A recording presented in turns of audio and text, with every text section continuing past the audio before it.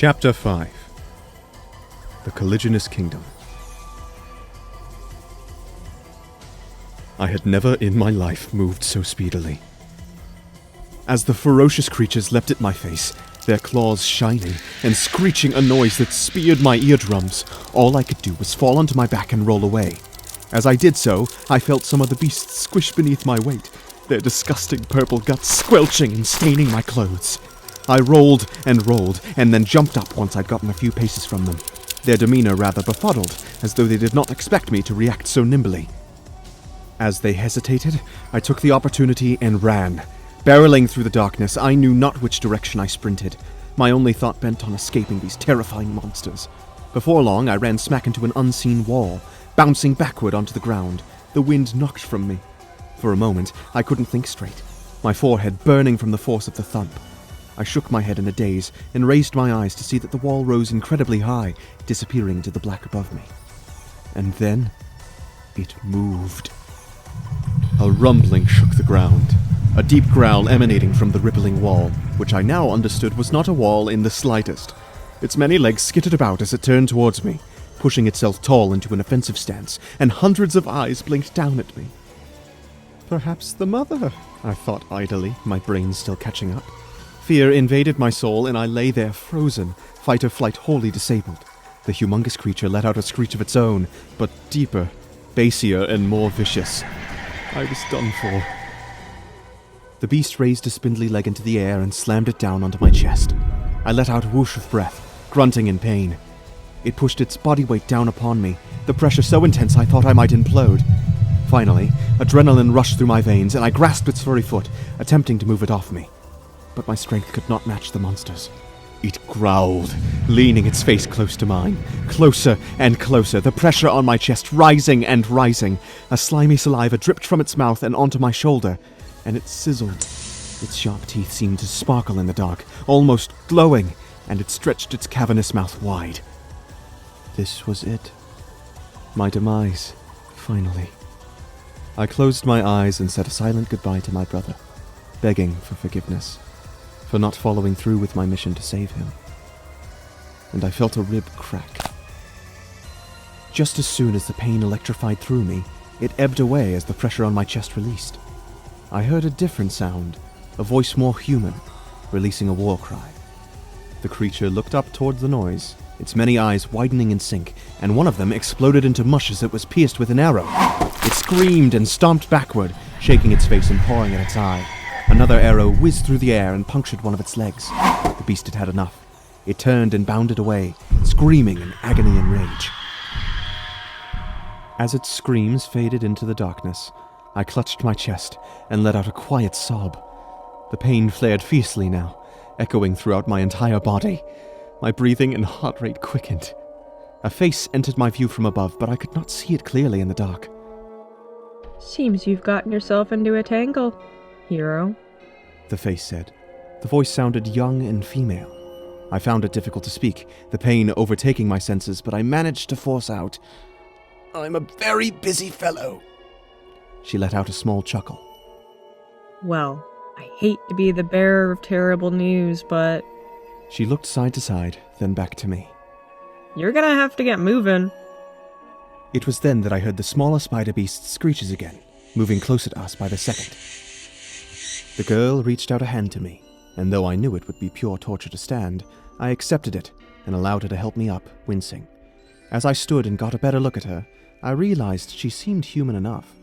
Short, red hair framed a round face, and wide, bright green eyes. Her clothing hinted that she was a traveler, but her gear reflected more of a warrior. She slung a huge pack on her back, stuffed to bursting, and held an ornate bow with a sheath of arrows made with some kind of shiny white wood and what looked to be sparrow feathers. Handcrafted, it seemed. 3 different types of knives were sheathed in her belt, and a bundle of bomb flowers hung at her hip. She was prepared for battle, and I began to kick myself for not preparing in a similar way. I should have known the Death Vale would be a violent place. She gestured in a direction, though I couldn't tell what lay in the distance, and we began to jog. Each step sent jolts of pain through my core, sweat dripped down my back, and an absurd thought made its way to my brain. What if I was following this girl into a trap? I had no clue if she was trustworthy. She saved me, yes, but that might mean nothing in a place like this. There was no life in the Death Vale. This I knew based on my research. I was the only living thing here. So, who was she? I began to fall behind, not only because of my exhausted and painful state, but also because I felt myself faltering, uncertain if this warrior woman was a legitimate ally. She glanced backward at me. How are you doing, hero? She quipped with a small smirk. Fantastic, thank you for asking, I replied with unintentional sarcasm. She burst into laughter, a hearty, joyful giggling that made me want to smile despite my trust. Then she slowed to a brisk walk and fell back to my pace. Don't worry. The Argote give up chase pretty quickly when they realize they have to run a far distance. They'll have turned back by now. Lazy bugs, they are. Her expression rested with a pleasantness that I just could not echo, and it surprised me. Who was this woman? What was she doing here? May I ask your name? I asked, as I gratefully slowed my pace and glanced behind me just in case, seeing no lazy bugs following us. Certainly. Name's Misko. Pleasure to make your acquaintance. She held out a hand and I shook it in kind. Misko, it's indeed a pleasure. I'm Yoki. So, what do you do on the surface, Yoki? I slowed a bit more, taken aback by her question. She knew I wasn't supposed to be here. Perhaps it was obvious. After all, I had no weapons, no combat experience, and no inkling of what sort of dangers this place boasted. I was feeling more and more like an imbecile as the seconds drew on. I'm a salesman. A salesman. Right. She squinted her eyes. So, a salesman walks into the Death Vale looking for... what? Can't be riches, 'cause there ain't none here. Only magic is in the higher beings. So, which god are you hoping to find? Well, this Misko was quick. I gaped for a few moments, unsure of what I should tell her. She chuckled. Look, I get it. You've got a secret. Everybody does. I do too, and I sure ain't gonna tell you, so you don't have to either. But I know this place pretty well, and I could be of assistance. If you would just relax a little. She shook her head with an amused annoyance. It's a bit hard to relax with a broken rib, Misko. I couldn't help the negative track my mind had chosen to run. I felt like an idiot. Pain racked me, and I followed this stranger into the darkness as though it were the only option I had. I stopped walking, making a decision. I'm sorry, but I must go my own way. This girl seemed to know much about this place, but after everything I'd been through, I felt nothing but trepidation about staying with her. So far, I'd only been accosted by pirates and run out of town by people who clearly despised another version of me. It didn't make me exactly unsuspicious. Hey, a broken rib ain't no joke. I can help you mend it. Maybe you'll feel better all around. I glanced about, trying to determine the best move. Yoki, I promise, you have nothing to worry about when it comes to me. I'm only here for the fun of it. The fun of it? An interesting phrase to use in a place like this. All right. Tell me exactly what you're doing here, and maybe I'll accept your help. But only then. Misko's eyes lit up. Gladly, she exclaimed. She rummaged through her pack for a moment and retrieved what looked to be a deck of cards. Pick one. The pivot was so drastic I almost felt whiplash. What was this? I could only stare at her with questions in my eyes, and she simply nudged the deck of cards towards me, nodding at me in encouragement. I shrugged, giving up, then chose a card as requested. She put the other cards away and then snatched mine from my hands, gazing at it intently. Ah. Oh. I see. She hemmed and hawed a bit more, and I began to lose my patience. Excuse me, but you were saying what you're doing here? Her gaze snapped up to mine, and she gave me a half smirk. You're looking for life, she declared. I'll have you know, Jinsei is one of my favorite gods. He knows how to have fun. but I can't guarantee that he'll help you with what you're here for. His power is, after all, quite lucrative. I could only gape. How did she know? Misko giggled again and showed me the card face. The art was unique and colorful. A large cat-like creature stretched its body, leaning backward for a jump. Rain fell around it while lightning struck in the distant sky. At the top of the ledge, a light glowed. The curious one, She explained, tapping on the card. He knows just what he wants and just how he wants to get there, but he'll never know exactly what he'll find when he does, and sometimes it can be his end.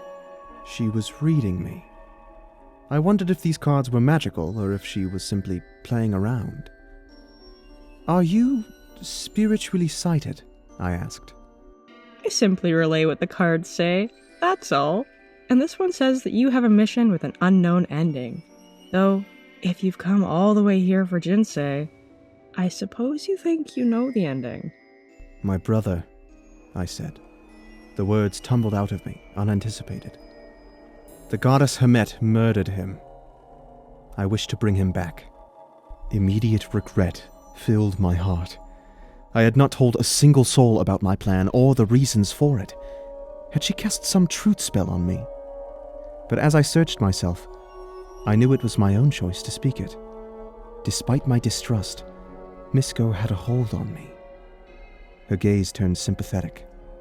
I'm sorry to hear of your brother's passing. I nodded as a thought occurred to me. She knew so much. Perhaps she would also know. It is said that Jinsei granted one mortal the raising of a loved one. Do you know if this is true? The details. That is not my story to tell. A sparkle grew in her eyes. But you could certainly ask him. Jinsei loves surface world beings. He finds them fascinating. I knew the question I wanted to ask, but found it difficult with this pain that seemed to be exponentially growing.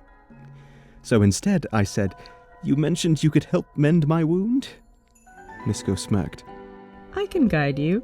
You have the power to mend yourself. You've been singing it for years. All you have to do is redirect. She knew of my innate magic? Perhaps I should not have been surprised. The notes of my song of healing filled my mind. It had only ever healed parts of the soul, and had never physically healed. How she knew of this evaded my sense of logic, but I made a choice to accept what was offered me. After all, I'd been doing almost everything on my own thus far. What was a little help, if not a way to move forward? I began to hum, if a bit self-consciously, and concentrated on my core, where my rib ached. It took merely a few moments for the song to take a new form, to accept a new goal. Physical healing. The fracture stitched itself together, the bone and cartilage forming new bonds, and my pain dissolved. The relief almost caused me to collapse. I took a few deep breaths to center myself, and glanced at Misko, who watched me with rapt attention. I must confess something to you, she said. I knew exactly who you were when I saw you running from the Argote. Your essence is like a lighthouse in this place. It draws the power of the Vale to you, and the gods within it. Though I wasn't sure what your purpose was here until the card spoke to me. My brows knitted together as I worked through the revelations of her claim. But it became clear to me soon enough. There was no life in the Death Vale. I was the first. A lighthouse. She wasn't a mortal like me. She was something other. You're a god. Misko smiled again, wide and proud. It's been fun keeping you on your toes, she admitted. I scoffed in bemusement. Fun. What are you, the goddess of fun? Don't you think the three wanted something for surface beings to enjoy while they exist? I mean, if there's no fun in life, what's the point, right? But technically, it's the goddess of leisure. She winked. I'd never considered it before. My own life had been so lacking in mirth, I'd considered removing myself from it altogether many times. If I'd had more to live for, if I'd had more fun, perhaps I wouldn't have felt so devoid of life. You're important. Maybe one of the most important gods to exist, I admitted. Misko shrugged. Maybe. Or perhaps there are more pertinent things to hold on to. Prioritizing life's many elements is dangerous business. I'm simply here to promote one of them. I nodded, understanding. There existed a countless number of gods, juggling a countless number of obligations to the living souls that the three held in such high esteem. Their creations, their children. Despite our troubles and our misgivings and our mistakes, we were deeply cared for. But it didn't mean the gods weren't also fallible. Please take me to Jinsei Misko. I need to ask him for his help. I need to correct the failing of a god, and I can only do that with the help of a god. With an arching of a brow and another wink, she said, You can count on me. Let's go have some fun.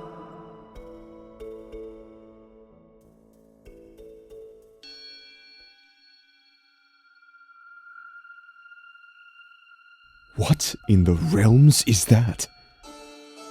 It stood 7 feet tall and glowed brighter than any light I'd seen. A brilliant sky blue, so luminous it was almost translucent. I would say it was a horse, but there didn't seem to be a snout. Only a fully bearded face with 4 orange eyes peeking from the mass of white hair. 2 golden feathers, also glowing bright, stuck out from its head like horns, waving in the air. Misko gazed at the creature with a pleasant reverence. Hello, old friend, she said to it.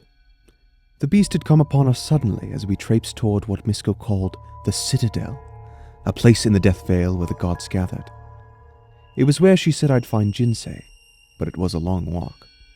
She had other ways to get around here, but I didn't, so we had to resign to the trek. I'd heard an echoey galloping and turned to see the creature lighting up the darkness surrounding us. I was now able to see what seemed like miles of colorless plains stretching in every direction. No sign of plant or animal life to be seen. Just a bleak, sparse land. Empty, besides the occasional floating blue flame. What Misko called pose. Much different from the pose I knew of on the surface. But my eyes were drawn back to the beast, as it stomped a hoof and lowered its head, as if in a bow to Misko's greeting. Oh yes, he made it here all on his own. If only Hoffman knew. Eh? Was she responding to it? I'd heard nothing said aloud. She turned to me. He'd like to introduce himself, if that's all right with you. I stared blankly at both of them, but muttered, All right. This must be yet another god. God of horses, perhaps. God of mutated horses? I shook my head of the thoughts. Look into his eyes. Misko encouraged. And let what he tells you simmer. I looked, the orange glow contrasting against his bright blue skin, if you could call it skin. As I gazed, I felt drawn in, the disturbed feeling I'd had before dissipating slowly. I began to see this creature's beauty. The colors buzzed with life, and I could sense the pure magic he was made of. Brief visions of nature flashed in my brain, kaleidoscoping into strange but alluring patterns. I saw a mountain, peeking through clouds on a sprawling landscape, covered in all sorts of animal life. Squirrels, deer, birds, even goats, and little versions of this uncanny creature, tiny bunny-like beings, hopping about a sparkling pond among frogs and bugs. The peace entered my soul, and I heard in my head a voice unlike any in the world. I am Satori, the voice said. The sound shimmered in my mind as though light itself was speaking. The beast bowed to me, as it had to Misko. Misko hadn't bowed back, but I felt compelled, and did so with as much reverence as I could muster. It is an honor, I replied. The visions I'd been given clued me in that this was a god of nature spirits, a protector of the natural world, and a cherished and venerated higher being. The honor is mine, surface being. You are known on Vale. Your power insists to be granted a firm. I am known? Satori's face was shrouded by his beard, but his eyes seemed to smile. When a god chooses a mortal for maintenance, all eyes move to see how it manifests. I frowned, a mix of emotions stirring in me. It seemed Hemet had made me famous by allowing me to live as she did, not just for giving me life, but also power. I had suspected for a long while now that her phasing me had imbued me with an unknown amount of magic, in addition to what I already possessed. But now it was confirmed, and I felt only disquiet at its truth. You are unsure of this power's breadth, but you will discover that while power itself can only reach so far, your intention may reach indefinitely. Is that why I could heal myself? Redirect the magic I'd been using in a different way? Is the key to my power intention? Satori did not reply, but nodded his bearded face once. All that I knew was that I intended to revive my brother's spirit. We all exist in one form or another, living or dead, body or soul. It does not matter the form we take. If we exist as we are. Life need not take this form again for this to be true. I thought I knew what Satori was getting at. He was trying to tell me not to pursue my goal, that it wasn't worth it to revive my brother because his spirit still resided somewhere, but I scoffed inwardly at that.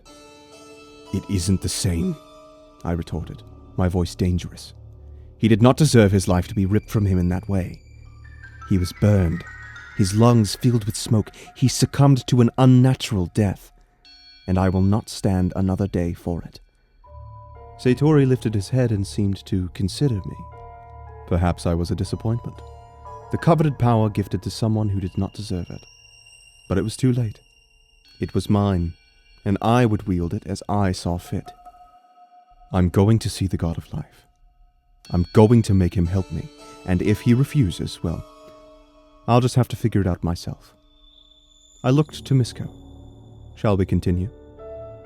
Satori began to back away, accepting my refusal without hesitation. Intentions are everything. He reiterated, and his form faded away into the dark, leaving us blind. Misko lit a torch with a snap and sighed. Well, that's that. As we walked, I felt increasingly uncomfortable with an incomprehensible guilt. I hope I wasn't rude, I confessed. Satori seemed wise, but he doesn't understand. I must do this, Misko. She gave me an appeasing smile. We all must do what we feel necessary for the good of ourselves. He understands, Yoki, and so do I. I wouldn't be taking you to the Citadel if I didn't believe in that philosophy. I returned her smile, relieved that she wasn't upset. After all, who was to know what would happen if you discomposed the goddess of fun? Sorry, leisure. We walked in silence for another half hour, Misko somehow knowing the exact path to take, even though there were no paths to be seen. And all at once, she halted, gazing around. This is where I leave you. She said, and then pointed. Keep walking in that direction. You'll come upon the Citadel soon. Can't miss it. You're not going to accompany me? Can I just walk into the Citadel without an escort? I'm not exactly welcome there. I'm not sure what they'll do when they find you, but you'll never know unless you try, right? Ain't no fun in not trying. She stepped forward and grasped my shoulder with a smile. It's been a pleasure being your guide, hero. Take the leap. Let me know what you find. And don't forget to have fun.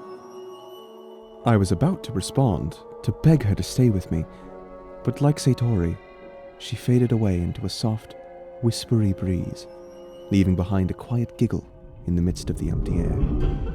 I stood for a few moments, attempting to slow my heartbeat and look towards the direction of the Citadel.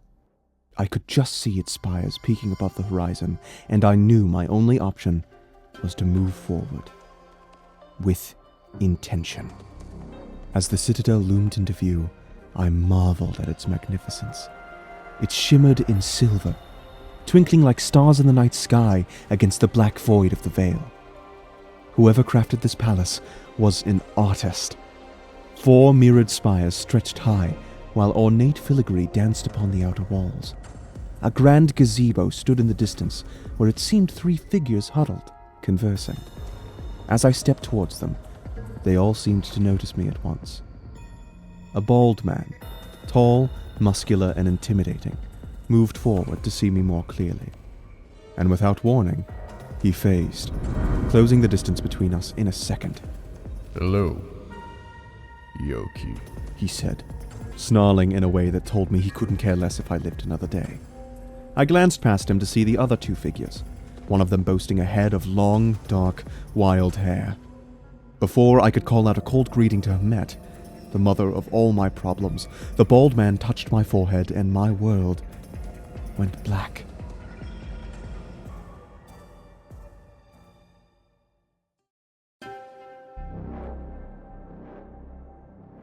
Chapter 6, Part 1. The Scrupulous Immortals. "This is your mess, Hamet! Clean it up!" The god of death could rage like none other, but Hamet had never witnessed him this fiery. They discovered fairly quickly that Yoki had infiltrated the Vale, a feat no other living being had ever accomplished. Surface beings weren't even supposed to know about this realm. But Hamet knew Saigo was right. This was her fault. And she reveled in it. How many gods could claim it? She did not only phased a surface being through timelines, but had saturated him with godlike power, meant only for those with higher minds. The three's mortal creations were weak, aimless, naive. Most of them did not possess the capacity for power like that, but Yoki did, and Hamet had known. She'd sensed it from the very beginning. The only other god who knew of her ultimate plan was Sanzai, goddess of existence and keeper of secrets unknown.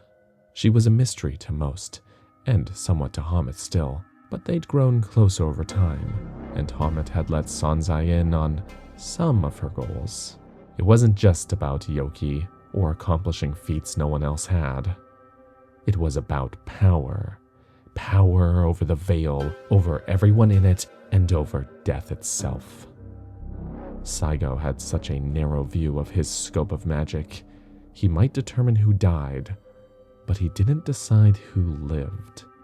One might say one decision affected the other, that allowing a death meant disallowing life, but it wasn't that simple. According to Saigo, these deaths were fated. He wasn't choosing people with reason.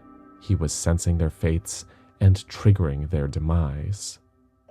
He always said, death wasn't up to him. He just facilitated it. But she felt the choice had to be possible. After all, Jinsei could choose who lived. It seemed like a choice to her anyway. Hamet wanted more. She wanted to be able to choose. And she had with Yoki. When Hamet had learned to trust Sanzai with her secrets, she'd asked the goddess of existence why she was so willing to keep them. Sanzai had replied, "All things happen as they happen. Choices may be made, but those choices are fated.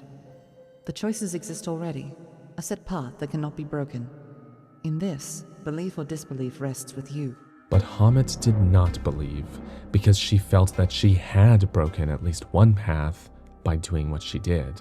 And now that her little experiment had joined them in the Vale, her excitement overflowed, because just imagine what he could accomplish here with all the realm's hidden power, and his own just beginning to bloom. Hamet felt that she had created a god. Fated, indeed. Hamet didn't believe in fate. She believed in will. Saigo had screamed at her and stomped away like a child. She could only giggle at his dramatics. And now, as she approached the prison within which Yoki had been placed, a cage made of shadow, she grew breathless at the sight of him. He lay unconscious upon the ground, magicked into a deep sleep and shrouded in the cage. His face rested so peacefully, she wondered if he was dreaming. If one could dream in this place. Hamid crouched for a closer look. He had changed in the short time since she'd last seen him on the surface. She knew he'd been researching gods, asking questions suspiciously close to gaining answers about the Vale that he shouldn't have gained. She knew he was trying to get here, most likely to find her again, to get his revenge. And she'd watched him with joy, allowing him to pursue his mission, her heart too full to be angered at his goal. But she hadn't realized he'd been so close. She hadn't expected him to arrive yet. And yet, here he was, surpassing every expectation she'd had of him. She smiled, her pride swelling, her ego enjoying every second. Saigo's magic was fading. She could see Yoki beginning to stir, his brows twitching, his eyes fluttering. He took a sudden breath in, snapping his eyes open. It took a moment for him to register where he was, but then he rose and his gaze met Hamid's. She could see it, his hate for her so bright in his face, the way he arched his back like an angry cat, but he was trying very hard to hide it. Good morning, my Yoki, she said to him, beaming. Yoki began to notice the cage, its bars crafted from opaque black shadow. He reached out a hand to touch one and yanked it backward when the darkness seemed to want to stick to him. Hamid chuckled. This cage is impossible to escape. The shadow will eat you alive. His chest heaved with anger and fear, and he gazed at her again, a storm brewing inside him. It does not matter what prisons hold me back. It does not matter how strong you are, how much you leech from me, how you threaten me. Amet, I will avenge my brother. It seemed as though he desired to say these words to her for a long time. She saw relief wash over his form as he finished the declaration. Hamid raised her chin and squinted her eyes. I'm sure you will. You are capable of so much more than I realized. It makes me so happy, Yoki. You are my beautiful creation, a stunning vision brought to life. I'm so proud. Creation? He spat. I am not your creation. I am the Three's. You did not give me life, you took it from me. She waved her hand absently. Semantics. And look at you now, positively flush with magic. Yoki, you and I could accomplish so much together. Just think of it. You can be angry at me all you wish. I will not stop you. I know you've come here for me. She couldn't help but feel a bit shy admitting this. He promptly calmed, his anger dissipating, his body stilling. I am only here for one purpose, Hamet, and it is not you. Not her? How silly. She tried not to take that to heart. The boy was simply overwhelmed, lost in a place so foreign from his own home. He was speaking nonsense. But he would see in time that Hamid was right. For now, she would play along, for his sake. And what are you here for, my dear? Perhaps I can help you achieve your goal. His response was unexpected. Jinsei, He said, quiet and sincere. I want to speak to the god of life.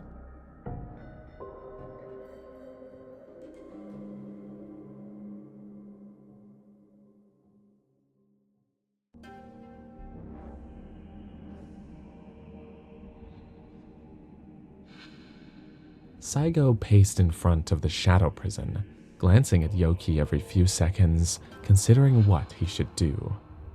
The entire situation was so unprecedented. There was no immediate solution to be found. So no, he could not kill Yoki. It wasn't his time. But nothing prevented him from keeping the nuisance imprisoned for eternity. Yoki had requested to see Jinsei, but Saigo forbade it. There was obviously some sort of malicious plan percolating in the insufferable surface being's mind, though Saigo could not fathom what it could be. Hamid had posited that Yoki simply wanted more power, that the newly blossomed magic he discovered had only whetted his appetite. If this were true, yes, this was what he should focus on. What is your goal here, surface being?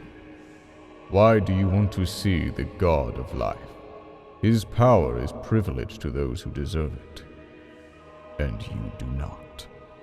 Yoki gazed up at Saigo through eyes full of resolve, shadowed by a serious brow, his mouth set in a determined line. You're the one who made me sleep, He said. imprisoned me here. Why would I tell you anything? Because I am in charge of this place. I decide what happens here, and when a living being chances upon it, my obligation is to determine their purpose, to protect the Vale. You bring chaos here, instability. State your case, and perhaps I will spare you. Yoki seemed to consider Saigo's words, his expression softening, but it hardened once more. I will only speak to Jinsei. Saigo's angst grew. Do you realize where you are? Who you're speaking to? I am the God of Death. I hold your fate in my hands, and you contain an insolence that is liable to infuriate me. He hoped to instill some fear into Yoki, to snap him out of his seemingly vengeful reverie. But the man only smiled, a wide and toothy grin that might seem pleasant if one did not see the rageful angle of his eyes and the fire within them. Greetings, God of Death. I do know who you are, and I know that you have no authority to harm me. I will only speak to the God of Life. You are his opposite. Yoki said the word opposite with such spite. Saigo felt something crack inside him. He raised his hands to rip down the shadow prison, desiring only to wrap them around Yoki's skinny neck. Saigo? Sanzai's calm yet firm voice cut through the din of his anger. He dropped his hands with a huff and turned to her. I will not indulge his disrespect. He complained. You do not have to. Let me speak to him. Her earnest gaze soothed the fire in his core. She was right. He did not have to stick around. He could delegate. Do your worst.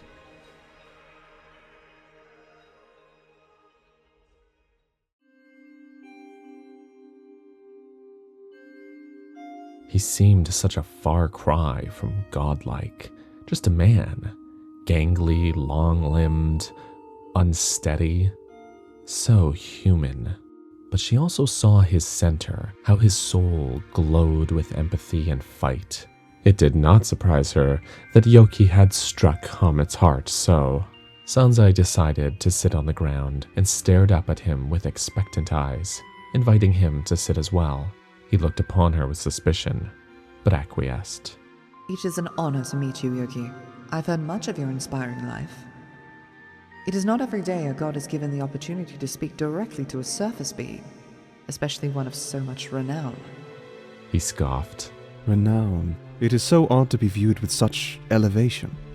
I have done nothing to deserve it. You have done much to deserve it. Hamet has spoken to me of your research. 10 long years of it. It obviously gained you much wisdom if you ended up here as a result. Yoki frowned and looked at her askance. Which god are you? She smiled, grateful for his interest. It wasn't often she was able to speak about her own power. It was a rather secret thing. I am known as the goddess of existence. Sanzai is my name. Existence? So, you are responsible for everything? Sanzai chuckled. You aren't too far off, but rather, I understand everything. Every rock, every blade of grass, every soul, every sin. Each emotion that runs in one's blood. I understand how the stars are formed, how a body survives, how the brain makes connections. I see the true state of things. I see the true state of you. She had attempted to explain this to the other gods, but no one really grasped it or what it meant for her power. Yoki's eyes widened with curiosity. So you know how everything works, down to the very minute components. And beyond. She watched as he made realizations in his mind. She could see it, the spinning cogs of his brain, working, organizing his thoughts, connecting them with memories and sparking new ideas. He was quite the thinker, this one. So then, you must know how Jinsei's power works, yes? Now she was suspicious. Jinsei was an enigma to most, even more so than her.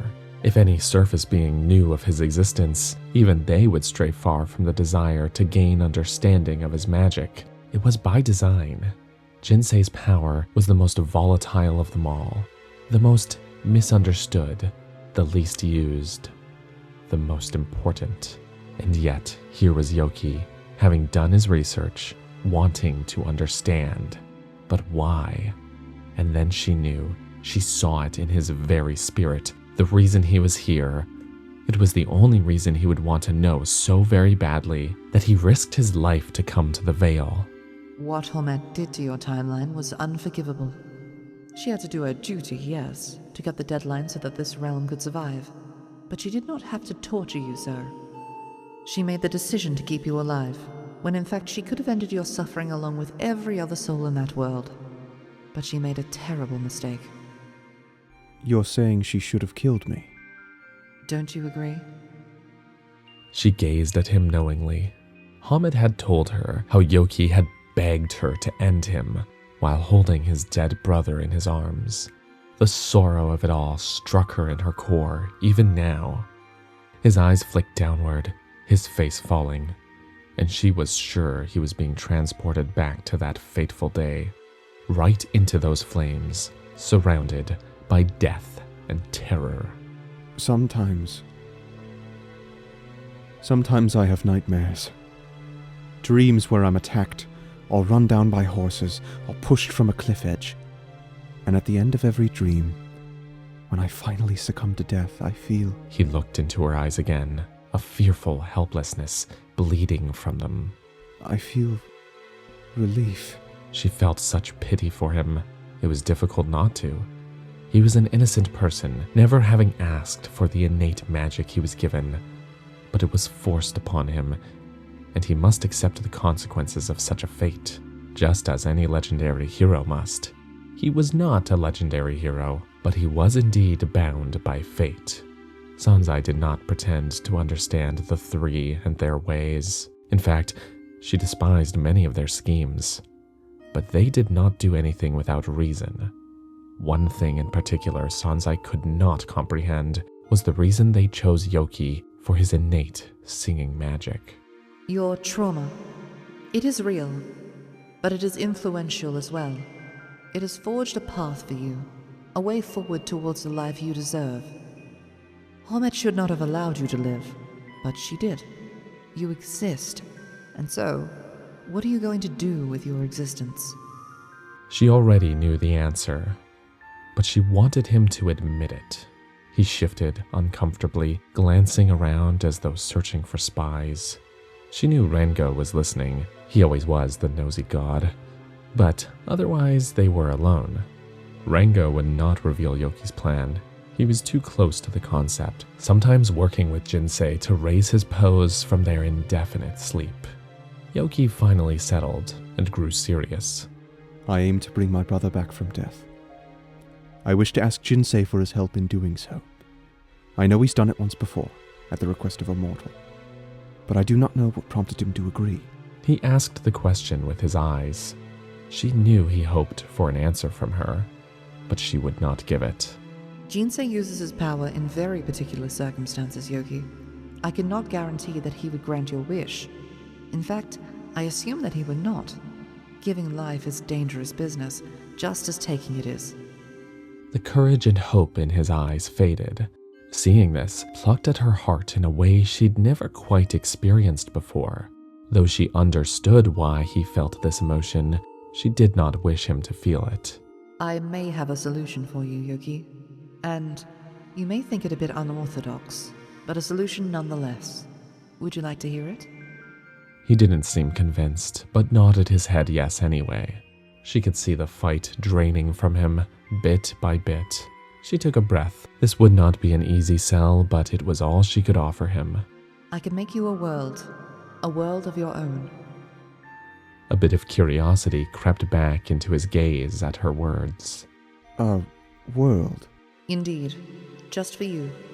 I call it a terminal world, one that isn't wholly real but seems so. One that can be destroyed just as quickly as it can be created. I can make it full of magic, or just as mundane as your home timeline. I can create people with feelings and goals and personality. I can make them function as real people would. You would not be able to tell the difference. It would feel just as tangible as your true reality. Yoki's face lit up with questions. What would be the purpose of this world? Well, you wish to see your brother again, don't you? You can create him? She nodded. But be warned, Yoki. Do not deign to hope that he would be real in any sense. He would be a faux copy. Though you would be able to feel him, hold him, speak to him as you used to. It may be easy to be tricked by this illusory version, but you must never forget that he is just that, a design of illusion. She could see the run of emotions that coursed through him one by one. Awe, hope, anticipation, and then an awareness, disappointment, and resolve. I cannot accept Sonzai. I came here to avenge him, not to play house with an imposter.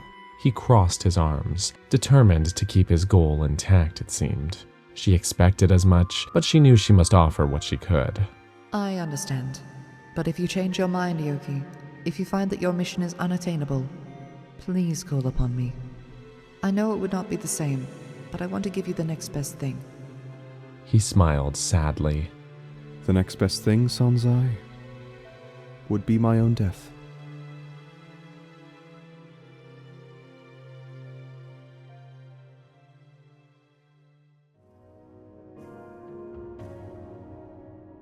Rengo stood silently, hiding, and unabashedly spying on Sonzai and the newcomer. Yoki was such a conundrum, a strange and disorienting presence in the Vale. The very fabric of the realm felt off with him here. Not necessarily in a negative way, but a peculiar way. Something he couldn't quite explain. He risked a glance at her, and of course, she was gazing right at him with a knowing smile. How did she always know? Did you learn anything of interest, Rengo? He would have gone red with embarrassment if he'd been human. I am sorry to eavesdrop yet again, Sonzai, but I find myself wondering about him. She smiled. You and me both. You seem to understand him more than any of us. What can you tell me of his magic? Rengo, why don't you go ask him? I think I've opened him up to conversation after Psycho's disrupting presence. I'm sure he would be more than willing to discuss it. Oh, He stammered. I don't think I'm qualified for such topics. He doesn't even know who I am. He didn't know who I was either, but I treated him with respect and he responded in kind. Just be yourself, Rengo. You're a perfectly pleasant god. She chuckled and playfully but gently pushed him toward the shadow prison. He stumbled forward and caught Yoki's attention, whose eyes grew wide and watchful. As he drew closer, Rengo was taken aback at how surprisingly similar they looked. Both tall and thin, with long limbs and short, reddish-brown hair. Rengo preferred to arrange his facade in this manner. He found it more convenient in order to fit his thin frame into tight crevices when trekking across the Vale to find pose. Hello, Yoki. I am called Rengo, He said, reaching a hand carefully through the shadowy bars to offer a handshake. Yoki stood and took his hand promptly. Hello, Rengo. And what is your godly responsibility? Well, it seemed he wished to get right down to business. Now that Rengo knew what it was Yoki was after, he had a burning question to ask him, but stayed his excitement. I am god of spirits. I oversee the poe souls that phase into the Vale. once their bodies have expired. I care for them and see them off to the beyond when they are ready. He had been with Sanzai and Saigo when they espied Yoki walking up to the citadel. They'd been discussing the recent changes in the Vale, the waves of darkness that had been rippling across the realm, the fading pose, and now the infiltration of a living being. Much had seemingly gone wrong, but there was little explanation as to why. But if what Hammett believed of Yoki was true, if he was fated to some purpose that involved them all, perhaps he was here for a reason. I see. That seems like a great and heavy obligation. I can only imagine how many Poes need your attention. Rengo smiled, appreciating Yoki's observance of his importance. Almost no one agreed, after all, even his closest companion here. He knew Yoki desired to speak to Jinsei, but hesitated to allow such a thing to happen. The god of life was a vibrant being, full of joy and emanating youth. He was always up for a challenge, and Yoki might present to him as one. It was too dangerous. His power could be easily exploited in the right conditions. It is indeed an obligation I do not take lightly. The Poes are my family. I treat each one of them with as much empathy as the last. They deserve it, after all. They've lived lives that I, and the other gods here, just couldn't fathom. They've been tortured by emotion and pain, felt love and joy. Their spirits are full of wisdom from their life experiences. That sort of thing sticks to them, even in the beyond. I must agree as a living being myself, though not so much about the joy. It was sad that he felt this way, but Rengo couldn't blame him, he supposed. He could tell, though, that Yoki was a scholarly man, an individual who appreciated the perils and highs of discovery, so perhaps he could provide a bit of that feeling to lift his spirits. You know, the most interesting part of my job is when the spirit of the hero manifests in the Vale. Yoki perked up, as Rengo expected he would. The spirit of the hero? What hero? The legendary hero. The one all of the surface beings await when evil makes its presence known in their lands. When the hero dies, and many have, his spirit comes here, to me. It has a special, secret place in the Vale, where nothing can hurt it. And then, when the time comes, it moves on to the next chosen hero, disappearing from the Vale entirely. Until that hero dies, so on. Rengo could see the revelations waking in Yoki's mind. Where is the hero's spirit now?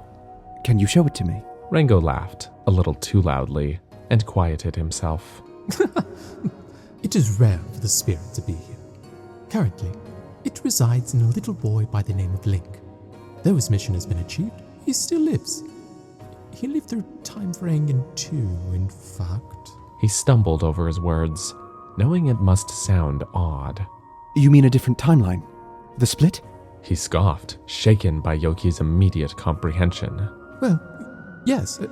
How did you... And then he understood. I see. This is part of your power. You are able to sense when a timeline's thread is frayed. How fascinating. I believe I met him, in fact. He certainly seemed destined for something great. They were getting along swimmingly, Rengo thought. Perhaps now was the perfect time to ask his question. Yoki, will you explain your innate magic to me as well? Your power of song? Well, it's a bit difficult to describe, but I will try.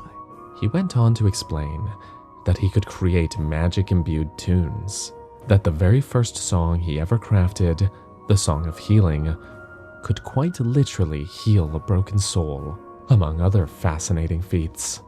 Rengo thought this was the case, based on Hammett's constant drooling over Yoki and his abilities, but now he had confirmation. He could heal souls. He could heal them. I would like to show you something, Yoki.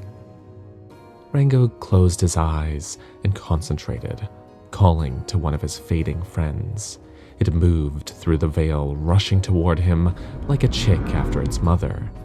He opened his eyes at its arrival and watched as Yoki's astonished gaze followed its every flame flicker. This is a poem, a very special companion of mine. but this one is faded. Can you see? He held it up to Yoki as the flames danced, but not as vibrantly as they should. I'd like you to sing your song of healing, Yoki. I'd like to see if your innate magic can help this soul regain its form.